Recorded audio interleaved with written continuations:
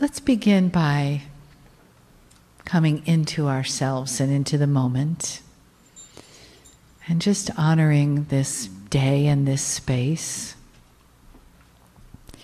And take a nice full breath in through the nose and let yourself sink into the chair. Another breath in.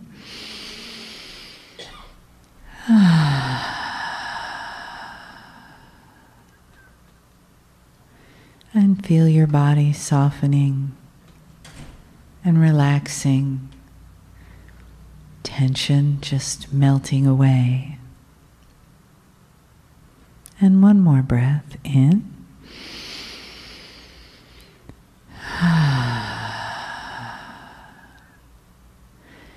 And if you turn your hands up on your lap for a moment, just let your palms be open and let them mirror the receptivity of your heart and your mind. And you might envision a triangle between your third eye and your left and right palm, and then another triangle between your heart and your left and right palm, and one between your navel and your left and right palm. And so we make sacred geometry together in this moment.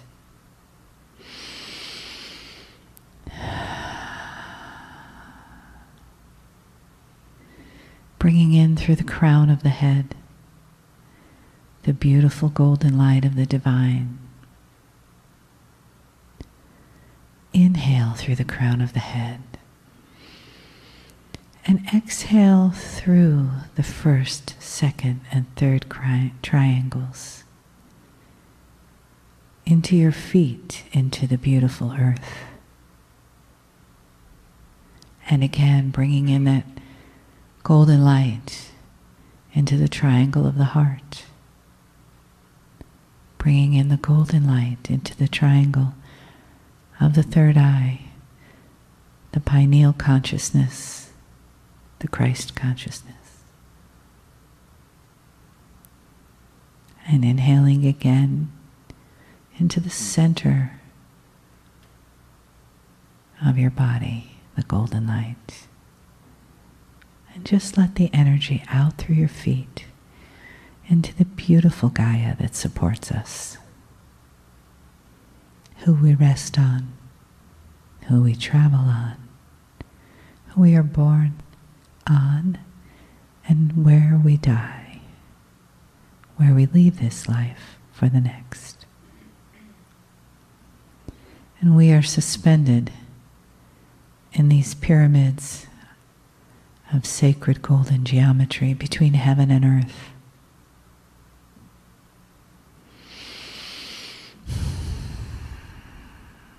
Feeling the life force and the heaven force as it vibrates through us, tuning us, healing us, helping us with our new story, our new inner creation story.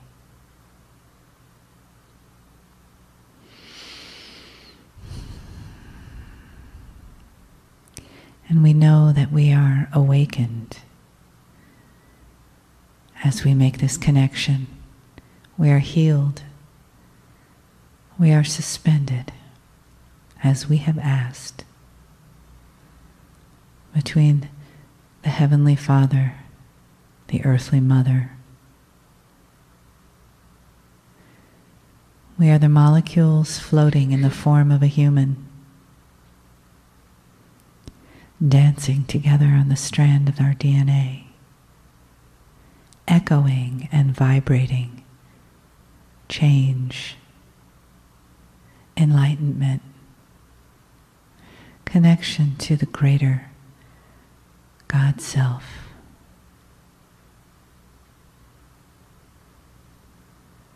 Each one of these triangles represents connection.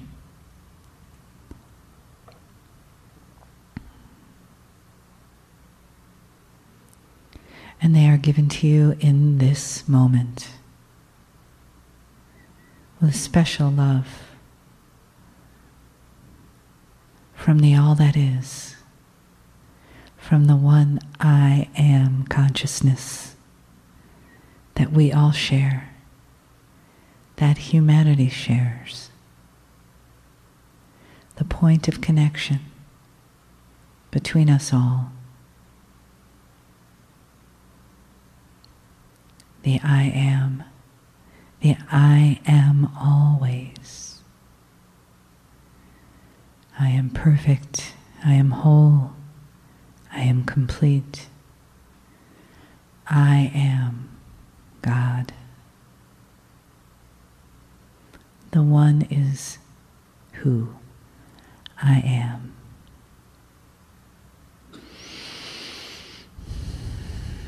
And just bring that knowing deeper into yourself. Let your humanity accept it. Let your humanity accept what your divinity already knows. And let them meld, as you are here to do, into one beautiful, vibrating, vibrant being.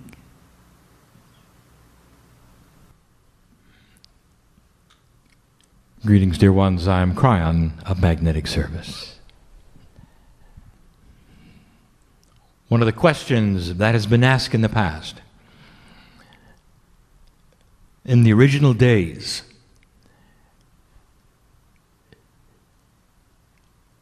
when my partner and I first connected, what was the reason you came? And if you have not heard this before, dear ones, it's important you know.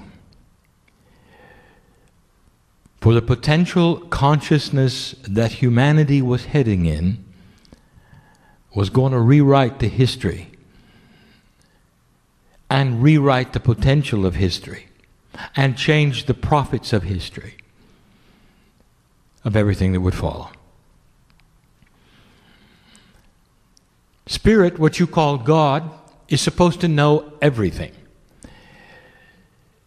But Spirit, which you call God, does not know what you're going to do in free choice.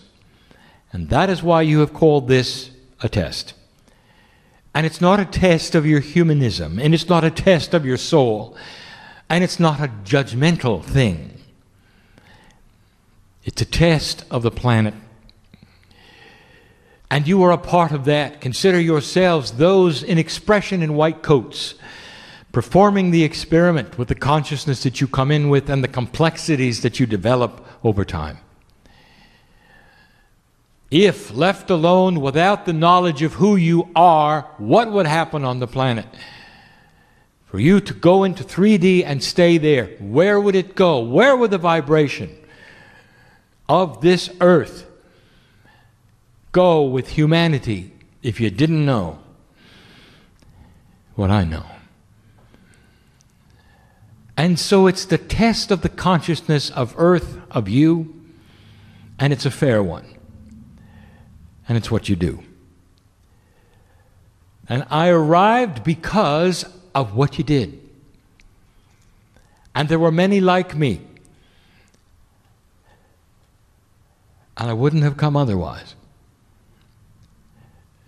But the potentials of the change before you we have seen before.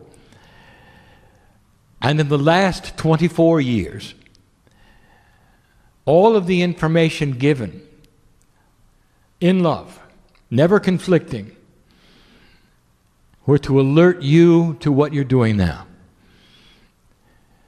to help you to hold on to what you have, to give you hope that there was purpose and an answer to the puzzle. And that's why we're here. And that is why we remain here. For you start to plant the seeds, and as you watch them grow, again, the energy will start shifting. And these are metaphors, as what is going to follow, about the true essence of God as exemplified within the human being. The only way you can see God on earth is through humans. And you knew that.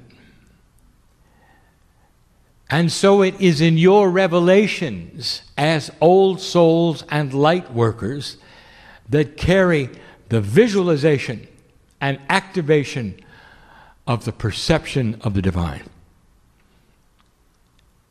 It's up to you. And so what follows, not very long, but profound, is yet another parable, and the first one given in the new energy after 2012. The parable is not that unique in the fact that the parable meanings are almost always the same, but given in a different perspective and circumstance. I want my partner to go slow, for we have a lot to say. And in the saying, there will be reflection. That is to say, you will see yourselves. This particular parable will not be sequestered to the ears in this room, but thousands will hear it and understand. And so we begin. The subject of all the Kryon parables often is a man, but not really. We refer to him as woe, but he is both male and female, for he is a woe man. And in this, we do not wish to genderize the human, but since you do automatically, we will call him a he. This is the story of woe and his box of belief. And it's a story for the times. And it's filled with purpose and honor. In lesson, realization, and awakening. And I want you to hear it correctly. Humans love stories, and so let us begin. Woe as a child grew up in a very loving family. And his mother and father took him to that which you would call an organized spiritual system of belief. Woe was exposed to this at a very early age, and it became his belief. And through his growing years, he learned more and more about it. And through his growing years, he learned to enjoy it. So that by the time Woe was an adult, he was fully invested in this belief. And we call it a belief box because it was restrained. That is to say, there was structure around it. In this belief box, the structure honored God.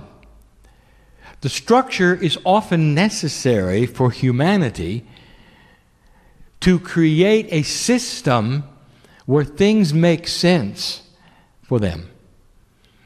And it did in his box of belief. His father told him early on that there were rules around God. And Woe saw the sense of it. It made sense to Woe because it was just exactly as he would expect around himself and his friends. He was told many things. There was doctrine that would outline the rules that would please God and displease God. There were guiding emotions around what was and was not appropriate in life. There were rules to live by which made sense, that had integrity and honesty. And Woe accepted all of them slowly. Woe carried Scripture with him. Scripture from the prophets and from the prophets' prophets that were guiding lights in his life, and they made sense to him. He carried a pocket version of them with him all the time, so he would then remember what they had to say. In his worship time, he would select a master and pray to him. Woe was very pleased with his box of belief, and those around were also pleased with Woe. But the box had its limits. They weren't limits to Woe, but they were boundaries. His father had told Woe, be careful who you associate with. Because if they are not in our box of belief, that is to say, if they are not believers, then they can only be non-believers. And if they are non-believers, they have the ability to taint you, to affect you.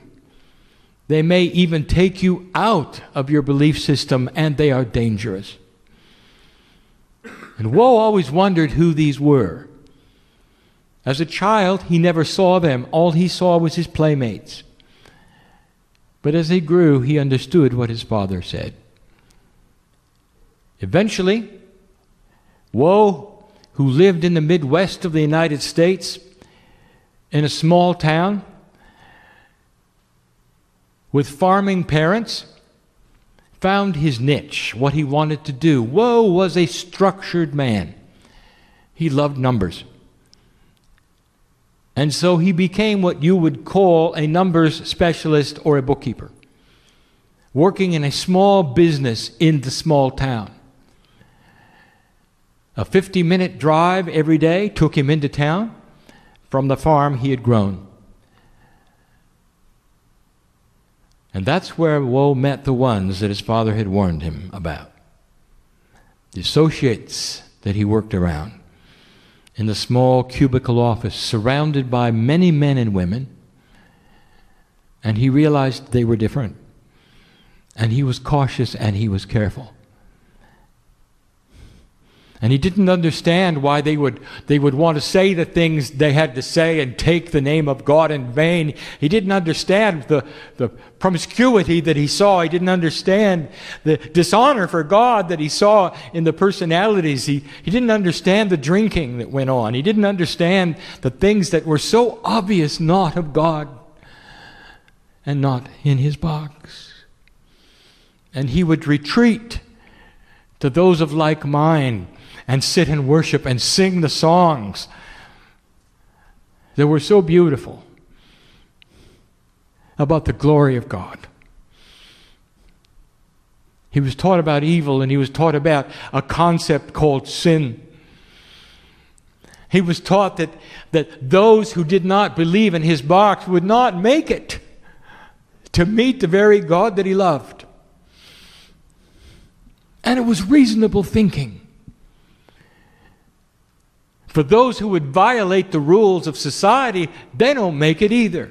They go to prison. It made sense to Woe all around him, the God that he worshipped, and he felt the love of God. One time in the building that he worshipped in, there was a miraculous healing. He couldn't deny it. Beautiful it was.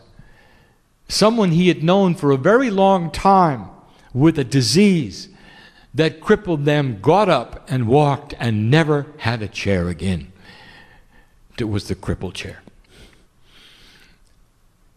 Amazing.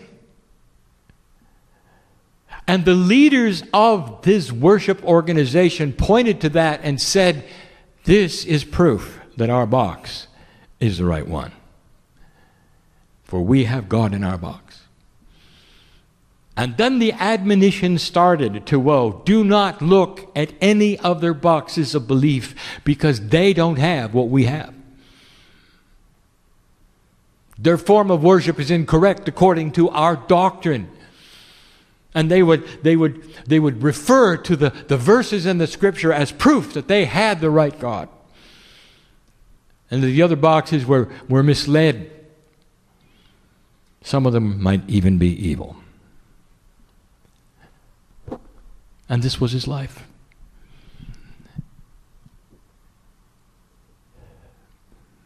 Woe was not unhappy with his life. Going to work was frustrating because of those around him who were non-believers. He did not associate with them. He did not wish to talk to them. And they knew it.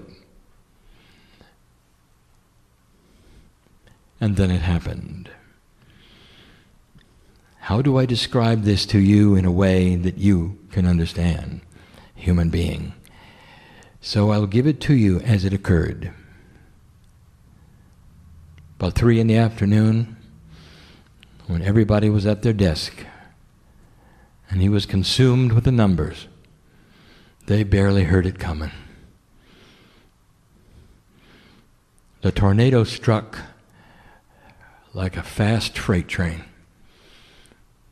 Without warning, it began to chew up the town.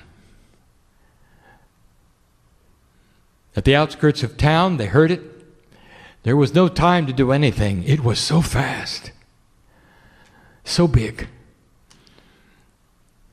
Woe can remember more than anything else the terrifying sound, the ear-splitting noise of crushing granite, splintering wood, glass bursting, people screaming. The lights were out, of course. The building began to collapse. So fast, all at once. He saw some of the office mates crushed before his eyes. He had barely time to get under his desk when the ceiling fell in and the floor opened up. And he began to cascade toward the ground. And then the lights went out and everything was quiet. And what happens next, dear human being, is the reality I want to talk about. And this may sound like a parable, but what happens next is real. But before I go there, I want to interrupt the parable right now with truth. How does God look at yo and woe? How does God look at woe? Does God see the box he's in and the prejudgment of other humans as wrong? And so here's what I want to tell you before we go any further. Woe found the love of God in his organization. To the spirit that I come from, we see the mythological box that humanity has created around God, not as inappropriate, but as a structure that is needed many times to find the core inside. And so woe was not inappropriate, and he was not wrong. He learned the way he learned. Blessed is the human who finds God in any way where they turn inward and see the beauty that is there to see. God does not see inappropriate worship. God does not see inappropriate behavior. God sees the human searching for the core. And so I want you all to hear this, anyone, to know that if you are in an organization where the core is the worship of the one God and the Spirit and the creative source, you're on the right track. And humans may disagree. And humans may say, well, you're doing it wrong.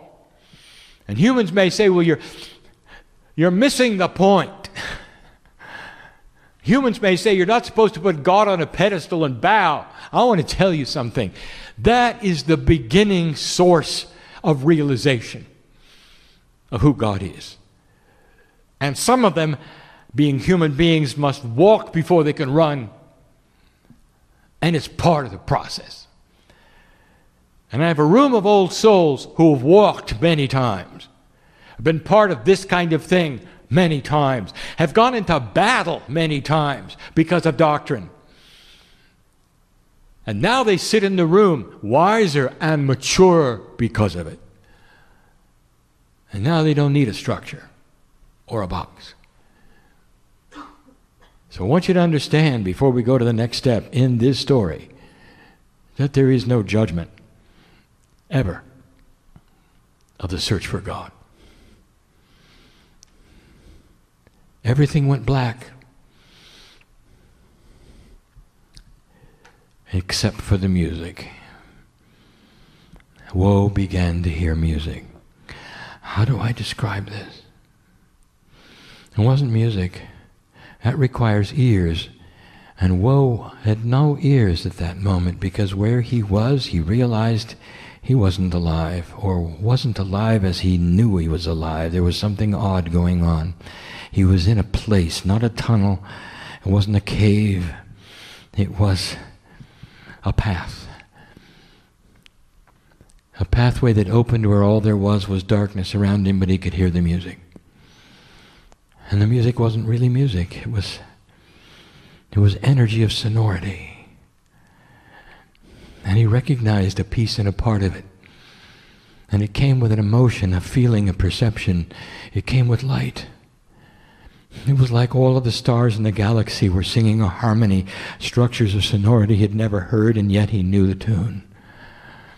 Singing in light. Oh, Woe had felt this before. Woe knew he was dead. What happens next, nobody knows. Everybody supposes it, but nobody really knows on the planet what happens next, and Woe was right there, and he wasn't afraid, because he knew, because of his box of belief, what to expect. At least he thought he did. He started noticing that he was being passed by other human forms. And the human forms were his office workers. But he was being passed by them, and he looked down and realized he was being held in place in this wind of transition by a silver cord. And he couldn't go any further. And the music continued, and he began to recognize it more and more. He saw ahead of him a beautiful, bright, golden white light. He saw that all those who were passing him were moving into that light, and he had it figured out. They're going to meet God. They had died with him. But why wasn't he moving forward? He strained at the silver cord with all of his might, if you can call it that, without having a body of some kind, just some kind of ethereal thing with arms and legs and a head. Hard to describe how it feels in that transition, in that wind moving from the corporeal self to the spiritual self. Woe was in that wind of transition, held by a silver cord, watching as others passed him, moving into the light. The music became stronger, not louder, but stronger, invading almost every cell of his etheric body that was becoming less and less corporeal and more transparent. Woe was in the wind of transition, but he was stuck by the silver cord. And then he noticed something.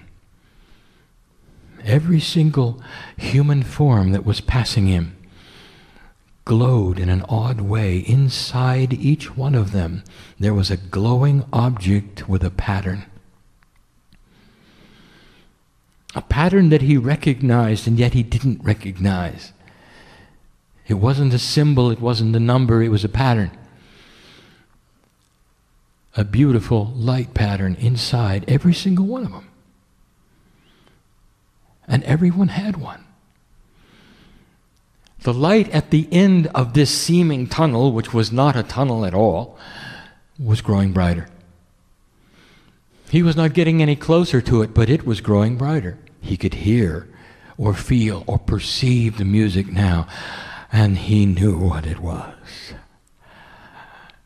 It was the constant, continuous music of the love of God, a patterning at a soul level that sung the song of compassion, the song of home, the song of oneness that he knew so well. Where did this come from? How did he recognize it?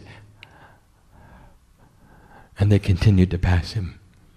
It seemed like hundreds had been killed in the tornado. They were all on the same path, going through this transition, and they all had the same glowing essence, with the same pattern. And as the bright light before him opened up, he saw it. It was the same essence with the same pattern. They were all pieces of the pattern. Woe was consumed with curiosity as a numbers man. At the same time, he was emotion of not knowing why he could not proceed. He strained at the silver cord. He wanted to go forward and join the light. The music continued. Every single one of them. All those workers in his office, all going to the light, to the same place. And the light got bigger, and he got to see even more. And what he saw was a celebration of life. What he saw in that crack that he could see was a reunion. And there was joy. There was not judgment. There was joy. And it's not what he was taught. And it was beautiful. It didn't matter who it was. They were all collecting and moving past him, and he wanted so much to go forward, held by that tether, held by that tether. And he wondered, is this the way it's going to be? Is this some place where you're stuck between worlds? Why am I not moving forward or back? What is going on? But he wasn't frustrated because he was in the wind of love.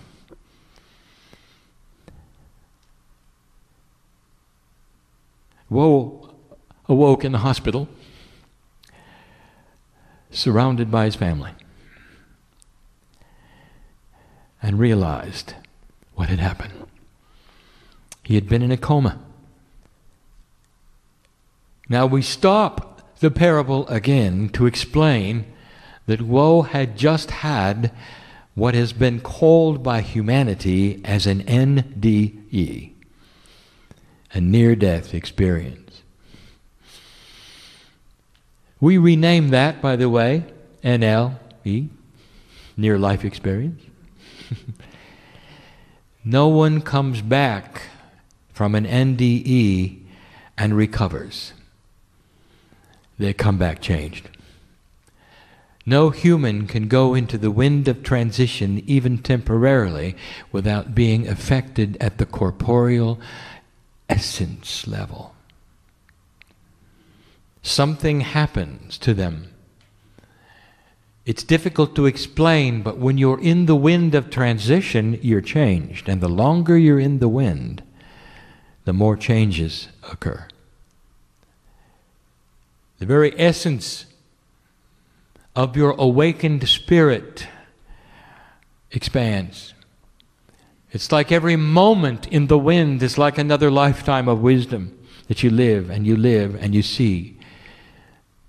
And Woe came back and opened his eyes, and the family stood around him, and he knew instantly he was alive, but that he had witnessed something extremely real. And he looked around, and he had a new gift. For every single corporeal family human member standing around the bed had a glowing essence with a pattern. He was able to see God in everyone.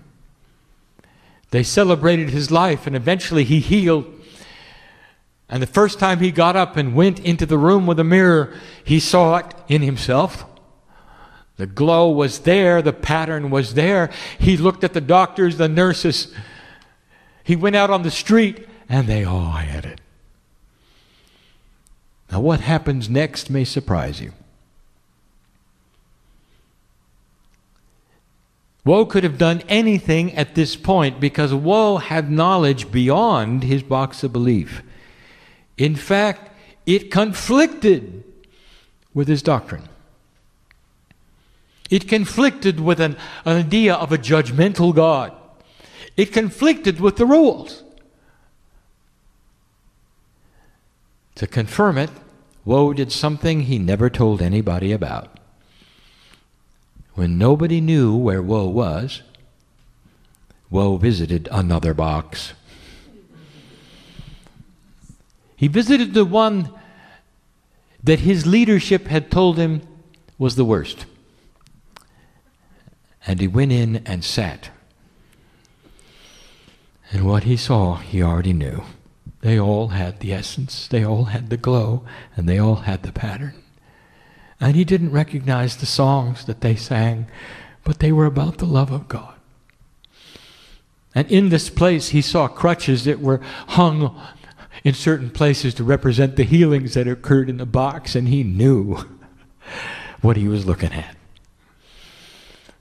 That human beings tend to sequester everything to themselves and never look around. And he was never told that the healings were in all the other boxes. He came back to his box, and this may shock you, but he never left. Because he had the wisdom that told him he didn't need to. He didn't need to upset anyone around him. He knew a truth that became his own. The love of God was the same, regardless of the doctrine. He sang the songs in another way. He heard the music in another way.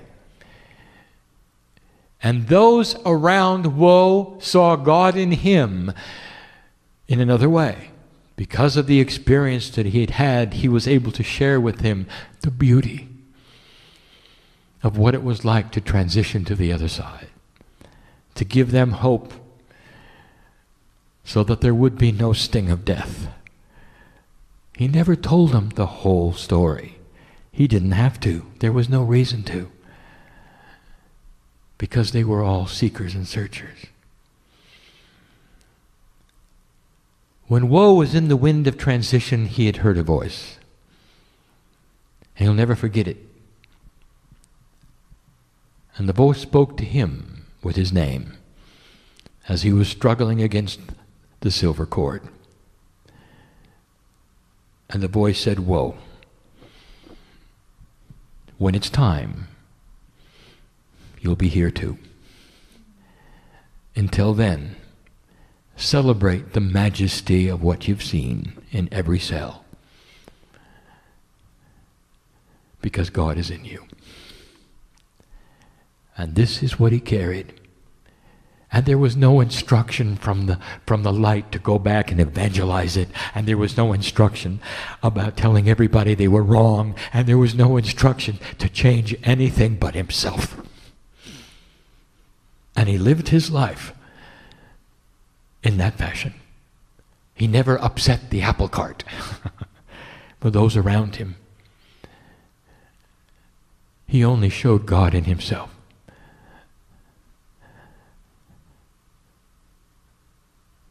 And that was good enough for Woe. And we could end the parable by telling you there was a day that Woe experienced the wind of transition without the cord. But we're not going to tell you that. Because we want to leave Woe with you, alive and working in a society like you have to work. As an example of the God inside, of the patience and the wisdom and the benevolence and the compassion that this human had for everyone around him, regardless of the doctrine of the box. Because that's what we are looking at with you. It's a parable for the new age. where you will capture the essence inside you and see it in others like Woe did. Woe's gift is yours. See God in others first, and see their personality second. And you will have more tolerance because of it. Because you're so different. Give it in love this day. And so it is.